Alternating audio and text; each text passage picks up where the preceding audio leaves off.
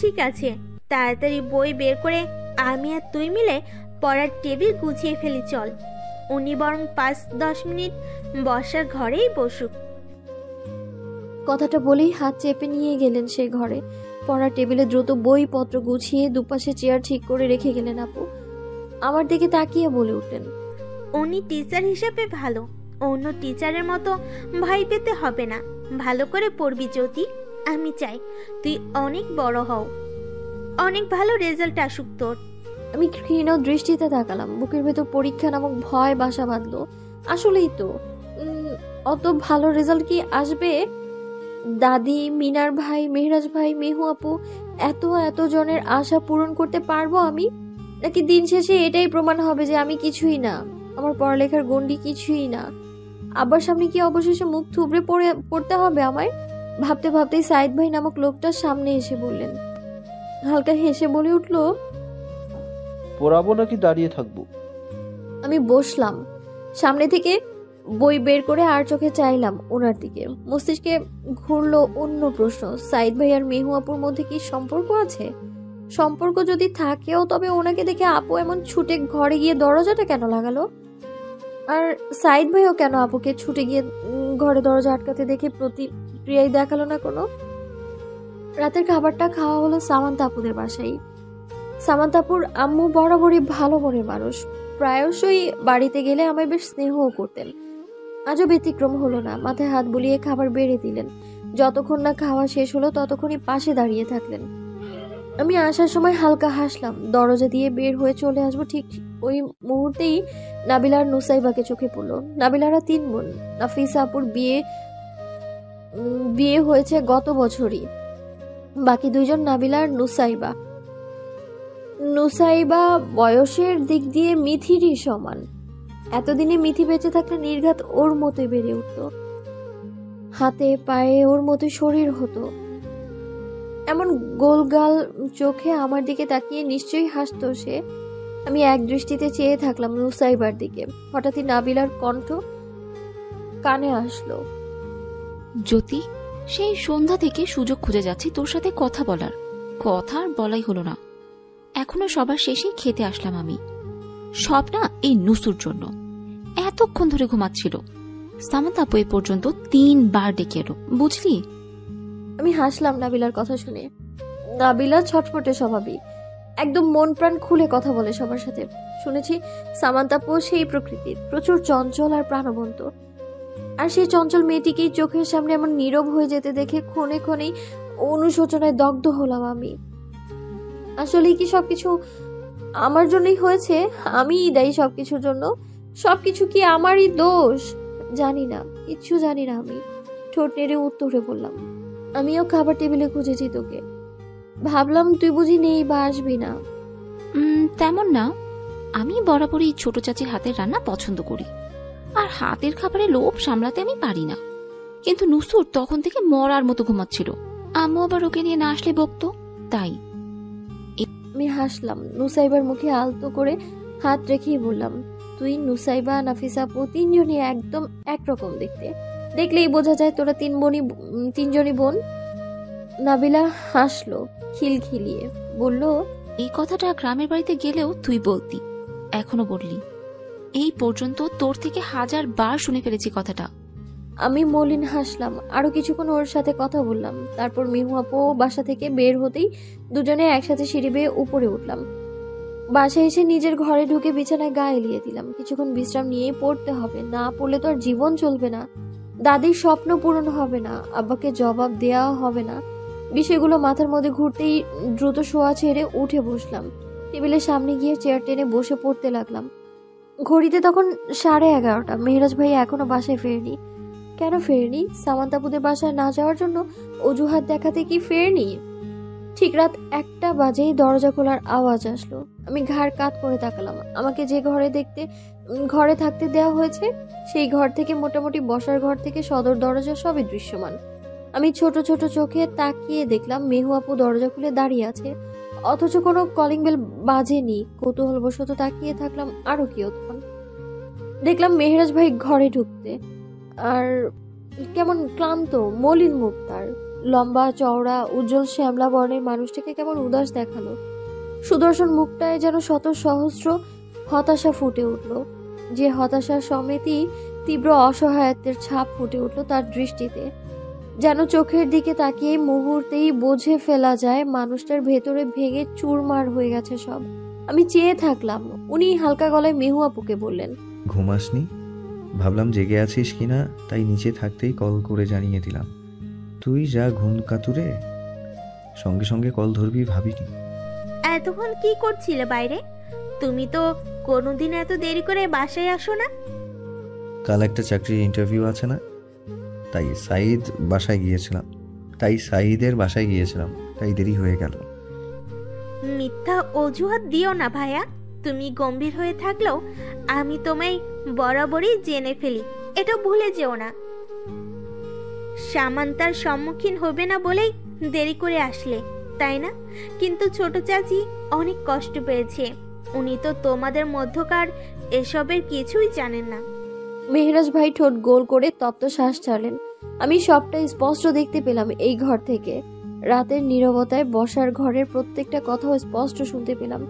তার মানে আমার ধারণাটাই ঠিক ছিল। মেহরাজ ভাই সামান্তাপুর সামনে পড়তে হবে বলে পালিয়ে বেড়ালেন।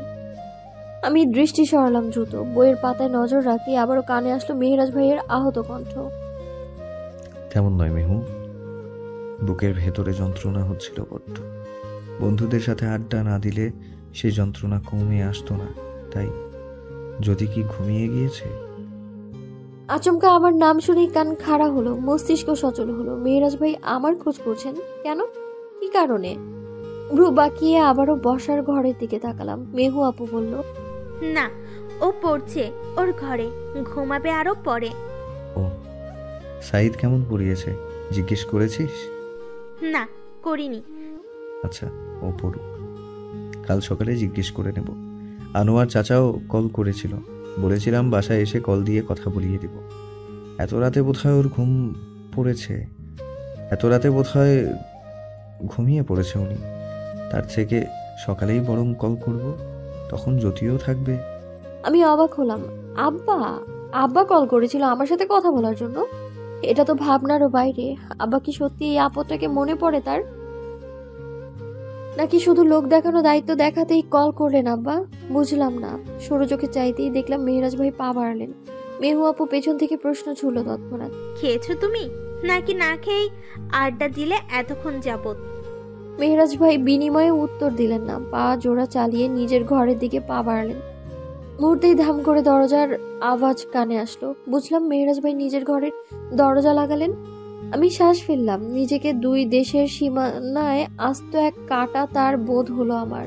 যে কাঁটা তার পেরিয়ে যেতে গিয়ে রক্তাক্ত হয় পা, ঠিক সেভাবেই যেন আমাকে কেন্দ্র করে দুপাশে দুটো মানুষের হৃদয়ে রক্তক্ষরণ হচ্ছে। মানুষগুলো আর কেউ না, সামান্তাপুর, মেহরাজ ভাই আর আমি, তাদের মাঝে থাকা আস্ত এক কাঁটা তার। দাদির সাথে কথা বলার উদ্দেশ্যে মিনার ভাইয়ের নাম্বারে 2-3 বার লাগাতার কল দিলাম। ওপাশ থেকে কল তুললো না মিনার ভাই।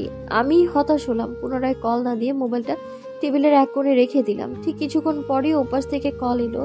নিঃশব্দে কলটা মিনার ভাইয়ের হবে তা ভেবে খুশি হলাম। কল তুলে বললাম, তুমি কি ব্যস্ত মিনার ভাই? কল দিলাম কয়েকবার, তুললে না যে। বাজারে আসছিলাম, বন্ধুদের সাথে আসি, কিছু বলবি? আমি হতাশ হলাম। মিনার ভাই বাজারে থাকলে দাদির সাথে আর কথা বললেই বা কি করে? চোখ ছোট ছোট করে উত্তর দিলাম, না তেমন কিছু না, ভেবেছিলাম দাদির সাথে কথা বলবো। কেমন আছো তুমি? বাড়ির সবাই ভালো আছে? মিনার ভাই ছোট করে উত্তর দিলেন, আছে। আমি আর কিছু বলার সময় পেলাম না। মিনার ভাই কিছুক্ষণ চুপ থেকে আবারও প্রশ্ন ছুড়লেন, তুই ভালো আছিস জ্যোতি? এমন আহ্লাদি প্রশ্নে বুক চিরে দীর্ঘশ্বাস এলো আমার। ইচ্ছে করলো বলতে, আমি ভালো নেই মিনার ভাই। নিজেকে প্রতি মুহূর্তে সদ্য জন্মানো আগাছার ন্যায় উপলব্ধি করছি আমি। বড্ড একা একা লাগছে এইখানে। দাদির কথা মনে পড়ছে খুব। দাদি শূন্যতা ভীষণ ভাবে অনুভব করছি, কিন্তু বলা হলো না। নির্বিকার চাহনিতে বাটন ফোনটার দিকে তাকিয়ে থাকলাম। তারপর হঠাৎই মেহরাজ ভাইয়ের গলা ঝাড়ার আওয়াজ আসলো কানে। আমি ফিরে চাইলাম। দরজার সামনে দাঁড়িয়ে গম্ভীর চাহনি নিয়ে আমার দিকে তাকিয়ে আছেন। জিবা দিয়ে ঠোঁট ভিজিয়ে কিছু বলার প্রস্তুতি নিতেই উনি প্রশ্ন ছুড়লেন, তুই কি ফোনে কথা বলছিস? কার সাথে কথা বলছিস? মিনার ভাই তখনও কল কাটেনি। আমি একবার মোবাইলের দিকে তাকিয়ে উত্তর দিলাম, মিনার ভাইকে কল দিয়েছিলাম। আপনার কি কিছু বলার আছে মেহরাজ ভাই? হ্যাঁ, একটু দরকার ছিল। আমি এক নজর তাকিয়ে মৃদু গলায় বললাম, একটু অপেক্ষা করুন মেহরাজ ভাই, আমি মিনার ভাইয়ের সাথে কথা বলেই আসছি। আমার কথাটা বোধহয় মেহরাজ ভাইয়ের মানে লাগলো। সবসময় বুক উঁচিয়ে এক ঝুড়ি মান নিয়ে থাকা মেহরাজ ভাই বোধহয় মিনার ভাইয়ের পরে তার সাথে কথা বলার বিষয়টা মেনে নিতে পারলেন না। মুহূর্তেই মুখের ভাবমূর্তি বদলালো, চোখ মুখ গম্ভীর থেকেও গম্ভীর করে ধুমধাম পা ফেলে চলে গেলেন উনি। আমি এক পলক চাইলাম সেই দিক পানে। ছোট্ট শ্বাস ফেলে মোবাইল কানে নিয়ে আবারও বললাম, আমি ভালো আছি মিনার ভাই, তুমি বাড়ি পৌঁছবে কখন? বোধ হয় বিকাল হবে। কেন? দাদির সাথে কথা বলবো, বাড়িতে গিয়ে একবার কল দিও মিনার ভাই, আমি অপেক্ষায় থাকবো। মিনার ভাই চুপ থাকলেন, কিছুক্ষণ পর কি বুঝে বললেন, এই জন্যই এতবার কল করলি। আচ্ছা, বাড়ি গিয়ে কল দিব, রাখলাম। কথাটা বলেই কল কেটে দিল। মিনার ভাইয়ের শেষের কথাটা কেমন যেন অন্যরকম শোনালো, গলাটাও অন্যরকম বোধ হলো। মিনার ভাই কি অভিমান দেখালেন নাকি অভিযোগ করলেন বুঝে উঠলাম না। মোবাইলটা আগের ন্যায় রেখে দিয়েই রুম ছেড়ে বের হলাম। ঘড়ির কাঁটায় তখন সবে সকাল 9টা বাজে। মেহরাজ ভাইকে বসার ঘরে দেখা গেল না, মেহু আপু ঘরেও দেখা গেল না। বাধ্য হয়ে ওনার ঘরে উকি দিলাম। চোখে পড়লো গোছালো পরিপাটি ঘর।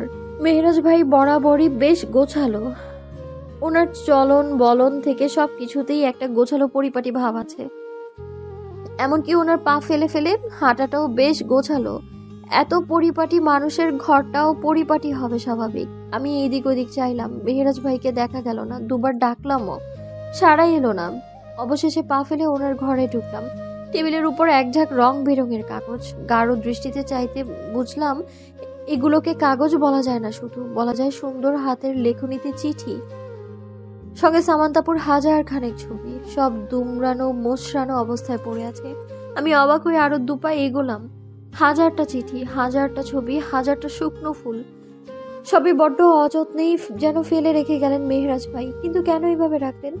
দীর্ঘশ্বাস পেলাম। মেহরাজ ভাইকে না পেয়েই রুম ছেড়ে বেরিয়ে এলাম দ্রুত। সঙ্গে সঙ্গে মেহু আপুর সম্মুখীন হলাম। আপু উৎসুক চাহনিতে চেয়ে প্রশ্ন ছুড়লেন, তুই কি ভাইয়াকে ডাকলি? ভাইয়াকেই খুঁজতে গেলি ও ঘরে?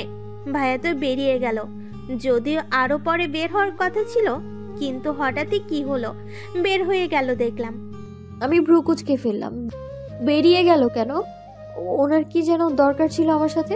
তবে মিনার ভাইয়ের সাথে কথা বলছি দেখে কি দরকারটা না বলে চলে গেলেন? কিন্তু কেন? উনি কি রাগ করেছেন এতে? নিজের বোকা বোকা ভাবনায় পর মুহূর্তে নিজেকে ধমক দিলাম। রাগ করবেন কেন? রাগ কি যার তার উপর করা যায়? আমি মেহু আপুর দিকে তাকিয়ে প্রশ্ন করলাম, কেন? মেহু আপু উত্তর দিলেন, ভাইয়ার ইন্টারভিউ আছে হয়তো তাই। আমি মাথা নাড়লাম। তারপর আবারও ঘরে এলাম। চোখ বুজে ভাবলাম, এই সম্পর্কে ভবিষ্যৎ কি? আমি কি অনেকটা বোঝার মতোই হয়ে রইলাম না এই বাসায়? মেহরাজ ভাই শুধু শুধু আমার দায়িত্ব বহন কেন করবেন? কেনই বা আমি আগাছার মতো পড়ে থাকবো এখানে? ভাবলাম অনেকক্ষণ, তারপর মনকে বুঝালাম টেস্ট পরীক্ষার আর 1.5 মাস। তখন বাড়ি গেলে দাদিকে পড়ালেখার অজুহাত দেখিয়ে থেকে যেতে হবে, তবুও স্বস্তি মিলবে। দিন শেষে বোঝানো তো যাবে নিজেকে, আমি বোঝা হয়ে থাকছি না। হবে না চাকরিটা। আমি আর কিছু বললাম না, চুপচাপ নিজের ঘরে পা বাড়াতে নিতেই মেহরাজ ভাই আবারও বলল, দাঁড়িয়ে যা, কথা আছে। আমি দাঁড়ালাম। পেছন ফিরে একবার তাকাতেই উনি বললেন, আনোয়ার চাচা কাল এবং আজ 2 দিনই কল দিয়েছেন, তোর সাথে কথা বলার জন্যই কল দিয়েছেন। তোর নাম্বার মিনারের কাছে আছে, অথচ তোর বাবার কাছে নেই। অদ্ভুত। আমি দীর্ঘশ্বাস ফেললাম। বাদবাকি বাবা মেয়ের মতো যদি আব্বার সাথে আমার সম্পর্ক থাকতো তবে অবশ্যই আমার নাম্বার আব্বার কাছেও থাকতো। কিন্তু আব্বার সাথে আমার সম্পর্কটা তো স্বাভাবিক নয়। আব্বা তো কোনো কালেই আমায় ভালোবাসতে পারলেন না। তবে মেয়েকে বিয়ে দিয়ে হঠাৎ তো ভালোবাসা দেখানোর মানেটা কি? আমি তাচ্ছিল্য নিয়ে হাসলাম। উত্তরে বললাম, আব্বা আমার নাম্বার দিয়ে কি বা করতো, তাই ওনার কাছে নেই। মিনার তোর ফুফাতো ভাই, ওর যদি তোর নাম্বারের প্রয়োজন থাকে তবে তোর বাবারও আছে। না হলে উনি 2 দিনে 2-3 বার কল করে তোর খোঁজ নিত না। আর উনি তো তাও খোঁজ নিলেন। তুই কেমন ফুফাতো ভাইকে কল করে খোঁজ নিতে পারলি, বাবাকে কল করে খোঁজ নিতে পারলি না? মেহরাজ ভাইয়ের কথা ভালো লাগলো না আমার। আচমকাই বলে উঠলাম, আপনার মোবাইলে কল করাতে বিরক্ত হয়েছেন এটা বললেই তো হয়ে যায় মেহেরাজ ভাই, সমস্যা নেই। আমি আব্বার সাথে কথা বলে নিব, আর এটাও বলে দিব আপনাকে যেন আর কখনো কল না করে। তবে আব্বা যে আমার কথা খুব একটা মানেন এমনটাও নয়। ভবিষ্যতে আবারও কল দিলে আমি দুঃখিত মেহেরাজ ভাই। মেহেরাজ ভাই চোয়াল শক্ত করলেন, মুখ টান টান করে আমার দিকে তাকিয়ে দাঁতে দাঁত চেপে বললেন, অসহ্য কর, তোর সাথে কথা বলাটাই বোকামো। আমি ঘন ঘন নিঃশ্বাস নিলাম। রাগ হলো সামনের মানুষটার প্রতি, তীব্র জেদ জন্মালো ভেতরে ভেতরে। মেহেরাজ ভাই অবশ্য সে রাগ জেদের কিছুই বুঝে উঠলেন না। উনি মোবাইল বের করে কল লাগালেন আব্বাকে। আমার দিকে শীতল চাহনিতে তাকিয়ে ঠান্ডা গলায় শুধালেন, চুপচাপ এখানে দাঁড়িয়ে থাকবি, চাচা কল রিসিভ করা মাত্রই কথা বলবি, এর অন্যথা আমি চাইছি না এই মুহূর্তে। আমি আটকে উঠলাম। এমন ঠান্ডা গলায়ও কেউ শাসাতে পারে? উনি পারেন। আমি স্থির পায়ে শান্ত হয়ে দাঁড়ালাম। মুহূর্তের মধ্যেই আব্বা কল ধরলেন। ওপাশ থেকে আব্বা ভরাট গলায় বলে উঠলেন, রাজ, বাসায় গেছো তুমি? আমি চোখ বড় বড় করে চাইলাম। মুহূর্তেই অনুভব করলাম আব্বার প্রতি আমার একরাশ অনীহা। মস্তিষ্ক ফাঁকা বোধ করলাম। কি বলবো আব্বার সাথে? আদৌ আব্বার সাথে কি আমার কোনো কথা বলার মতো আছে? আব্বার ঘাড় থেকে তো বোঝার ভার নেমেই গেল। তবুও কেন কল করলেন আব্বা? দায়িত্ব দেখাচ্ছেন নাকি লোক দেখানো ভালোবাসা? আমি বার কয়েক নিঃশ্বাস ফেলে চেয়ে থাকলাম। মেহেরাজ ভাই সালাম দিয়ে আব্বাকে বললেন, যদি আমার সামনেই আছে চাচা, কথা বলুন। কথাটা বলেই মেহেরাজ ভাই মোবাইল এগিয়ে দিলেন আমার দিকে। কাপা হাতে মোবাইলটা এগিয়ে নিতেই আব্বা বলে উঠল, জ্যোতি, ভালো আছিস? আমি হতভম্ব হয়ে তাকালাম। একটা মেয়ে হওয়া সত্ত্বেও আব্বা কোনোদিনও আমায় এইভাবে বলেনি, কোনোদিনও এইভাবে জানতে চাননি আমি ভালো আছি কিনা। তবে আজ হঠাৎ ভেতরে ভেতরে আবেগে আপ্লুত হয়ে বাইরে আমি কঠিন থাকলাম। গলা ঝেড়ে উত্তর দিলাম, খারাপ থাকার কথা কি আব্বা? আর ভালো আছি কি নেই এইসব জানার কি আপনার প্রয়োজন আছে? অপ্রয়োজনীয় প্রশ্ন না করাই তো ভালো আব্বা। আব্বা বোধহয় রেগে গেলেন। চাপা স্বরে ক্রোধ নিয়ে বললেন, আমার আর কোনো সন্তান নেই জ্যোতি, তুই আমার মেয়ে হোস, এক এবং একমাত্র সন্তান। ভালো আছে কিনা জানার অধিকার নেই বলছিস আমার? আব্বার রাগ এখনো আগের মতোই আছে দেখে তাচ্ছিল্য নিয়ে হাসলাম। বাড়িতে থাকলে হয়তোবা আব্বার বলিষ্ঠ হাতে থাপ্পড়ের ভয়ে চুপ থাকতাম আমি, কিন্তু সেই ভয় আর কাজ করলো না। বুক চিরে আসলো তীব্র তাচ্ছিল্য। বললাম, ভালো থাকার জন্যই তো বিয়ে দিয়েছেন আপনারা বড়রা বুঝে শুনে, খারাপ থাকার জন্য তো আর দেননি, তাই না? তোর কথার ধরন বদলেছে। আব্বা আগে তো বাড়িতে থাকাকালীন কোনোদিনও জানতে চাননি কেমন আছি। তখন তো আপনার চোখের সামনেই ছিলাম। এখন এত দূরে আসার পর জানতে চাইছেন, তাই হয়তোবা কথার ধরনটাও বদলেছে। আব্বা চুপ থাকলেন, পর মুহূর্তেই বললেন, রাজ বলল তোর কাছে নাকি মোবাইল আছে? দাদি দিয়েছিলেন সেদিন। আপনাকে কল করলে বিরক্ত হবেন কিনা তাই আর কল দেওয়া হয়নি আব্বা। আচ্ছা, রাখলাম, ভালো থাকিস। আব্বার শেষ কথায় কান্না পেল আমার। ভালো থাকিস কথাটুকুও যেন আব্বার থেকে পাওয়া বড় কোনো প্রাপ্তি আমার। আব্বার আদর স্নেহ না পাওয়া মেয়েগুলো বোধহয় এইভাবেই আব্বাদের এইটুকু কথার জন্য ছটফট করে। এইটুকু কথোপকথনই তো আবেগে আপ্লুত হয়। আমি অবশ্য কাঁদলাম না, দ্রুত প্রশ্ন ছুড়ে জিজ্ঞেস করলাম, আপনি ভালো আছেন আব্বা? আব্বা চুপ থাকলেন, তারপর কি বুঝে গম্ভীর স্বরে উত্তর দিলেন, হ্যাঁ। ব্যাস এইটুকুই। তারপর আব্বা কলটা কেটে দিলেন। আমি নিষ্প্রভ হয়ে চেয়ে রইলাম। আব্বার থেকে এইটুকু কথাও আমার ভাবনার বাইরে ছিল।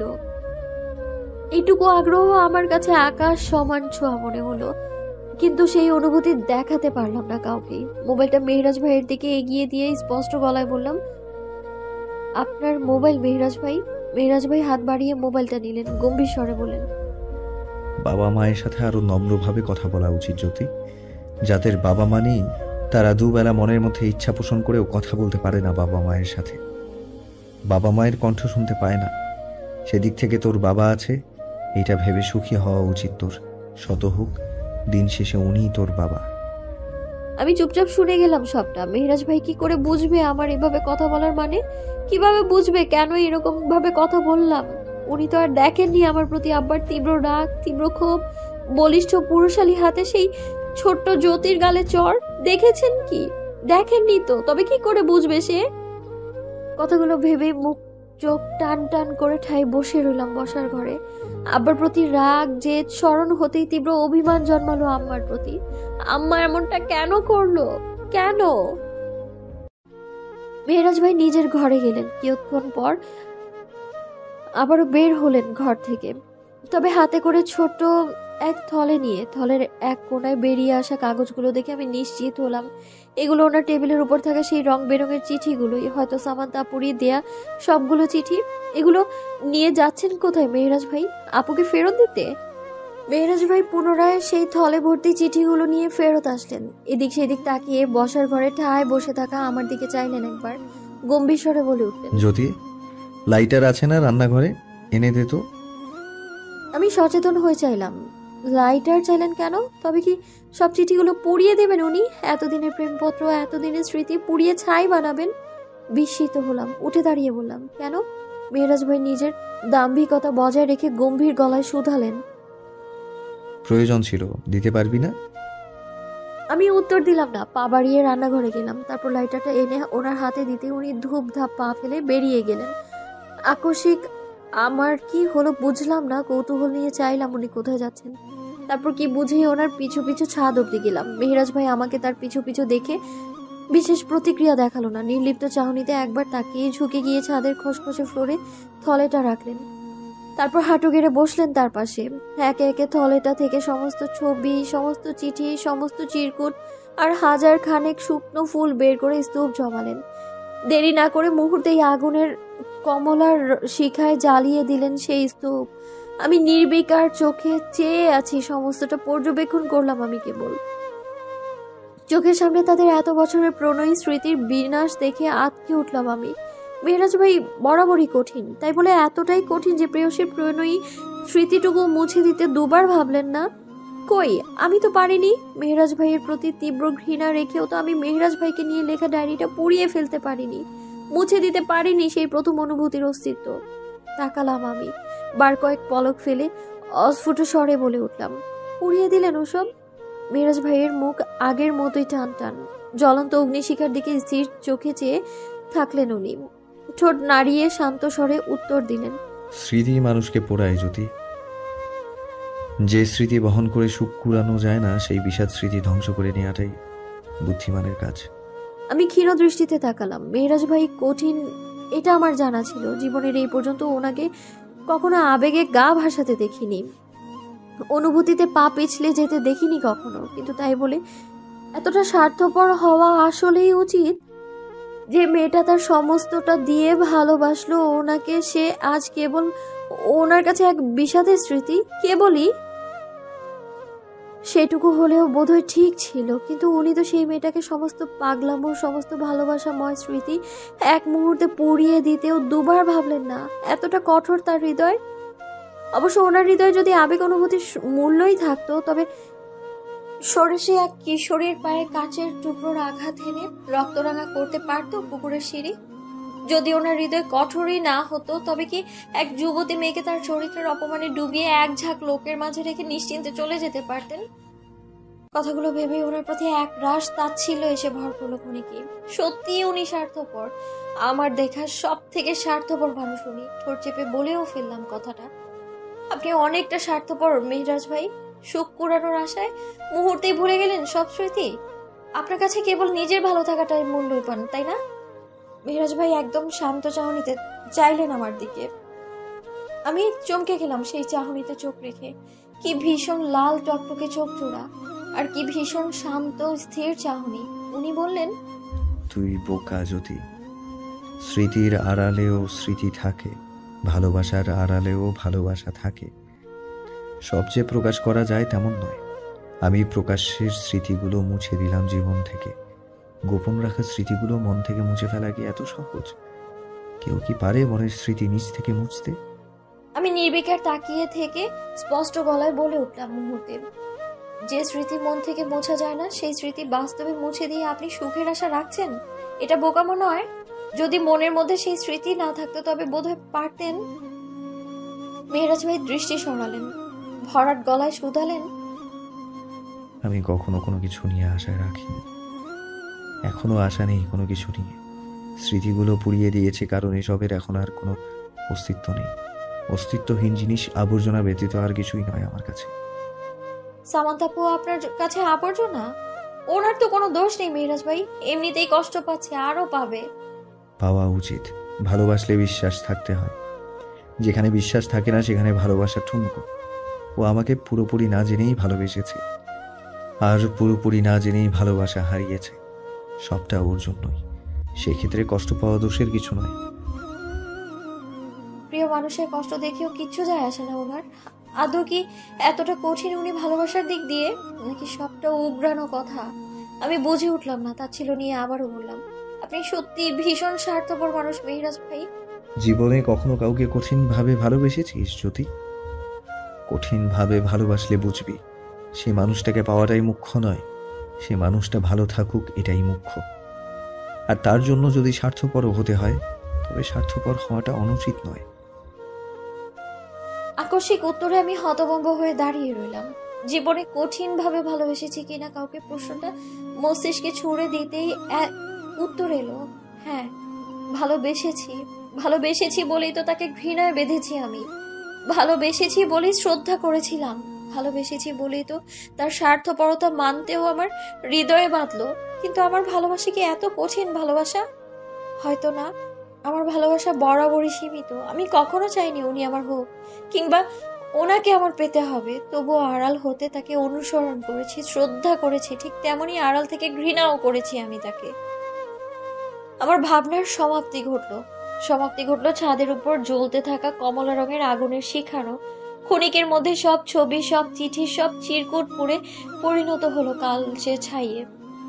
মেহরাজ ভাই তখনও নিশ্চুপ হয়ে সেখানেই বসে রইল।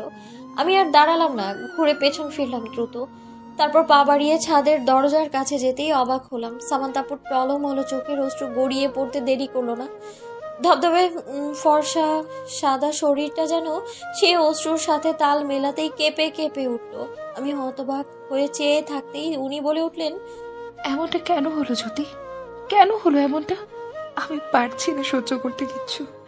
আমি বাঁচতে পারছি না।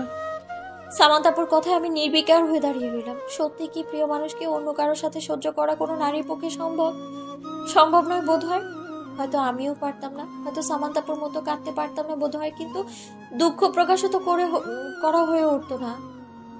আহ্লাদি কণ্ঠে বোধহয় বলতেও পারতাম না আমি বাঁচতে পারছি না। তবে এইটুকু জানি, আমার হৃদয়েও রক্তক্ষরণ হতো, আমারও কষ্ট হতো। সেখানে নরম মনের সামান্তাপুর তো কষ্ট হওয়া অস্বাভাবিক কিছু নয়। যে স্থানে উনি নিজে থাকবেন এই স্বপ্নটাই দিনের পর দিন বুনে এসেছেন, সেই স্থানে আমাকে মেনে নেওয়া কঠিনই হওয়ার কথা। আমি ছোট্ট শ্বাস ফেলিয়ে বললাম, যে পুরুষটাকে ভালোবেসেছেন সে নিষ্ঠুর পুরুষ, তার হৃদয়টা কঠোর। সে কঠোর পুরুষের সান্নিধ্যে থাকার জন্য এতটা ভেঙে পড়লে চলবে আপু? কাঁদবেন না আপু। আপুর ঠোঁট কামড়ে কান্না আটকানোর চেষ্টা করলেন, কিন্তু পারলেন না। পর মুহূর্তে ডুকরে কেঁদে উঠে বলে উঠলেন, ছোটবেলা থেকে আমি যা চেয়েছি তাই পেয়েছি জ্যোতি। কখনো নিজের কোনো জিনিসে অন্য কারো ছোঁয়া পেতে দিইনি। এমনকি নিজের বাবা মাকেও কখনো কারোর সাথে ভাগ করিনি। এই জন্যই আমার কোনো ভাই বোনও নেই। কিন্তু জীবনের আসল খেলাটাই এসে আমি হেরে গিয়েছি। আসল জিনিসটাই আমি হারিয়ে ফেলেছি। আসল মানুষটাই অন্য কারো হয়ে গিয়েছে, তোমার হয়ে গিয়েছে। চোখের সামনে এই নির্মম সত্যটা আমায় বাঁচতে দিচ্ছে না। আমি মরে যাচ্ছি আমি জ্যোতি। কাল রাতে ভীষণ করে আত্মহত্যার চেষ্টা করেছি, কিন্তু সাহস হয়ে ওঠেনি আমার জ্যোতি।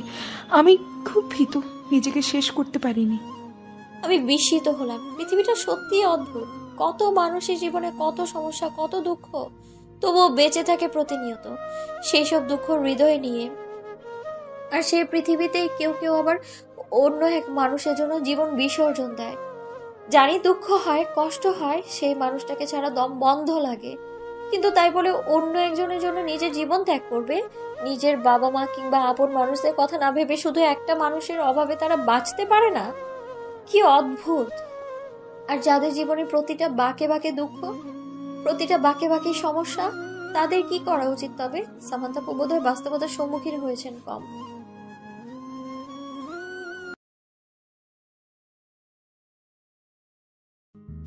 তাই একটা দুঃখকেই নিজের জীবনের বেঁচে না থাকার একমাত্র কারণ হিসেবে বেছে নিয়েছেন। অথচ পৃথিবীতে শত সহস্র মানুষ প্রতিনিয়ত হাজার হাজার দুঃখ, হাজার হাজার সমস্যার সম্মুখীন হয়েও দিন শেষে বেঁচে থাকার জন্য একটু আলো খুঁজছে, বেঁচে থাকার আপ্রাণ চেষ্টা চালিয়ে যাচ্ছে প্রতিনিয়ত। কথাগুলো ভেবে নিশ্চুপ দাঁড়িয়ে থাকলাম।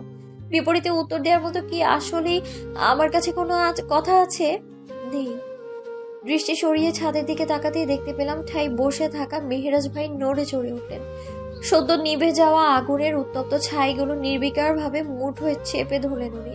তারপর উঠে দাঁড়িয়ে ছাদের কার্নিশ ঘেঁষে দাঁড়িয়ে ছুঁড়ে দিলেন নিচে। একে একে পুড়ে ছাই ফেলে দিলেন, জায়গাটা পরিষ্কার করলেন। তারপর আর দাঁড়ালেন না, পা বাড়িয়ে আমাদের দিকে এগিয়ে এলেন। সামান্তাপুর নড়ে চড়ে দাঁড়ালেন, কান্নার বাঁধ ভেঙে জড়ানো গলায় জিজ্ঞেস করলেন,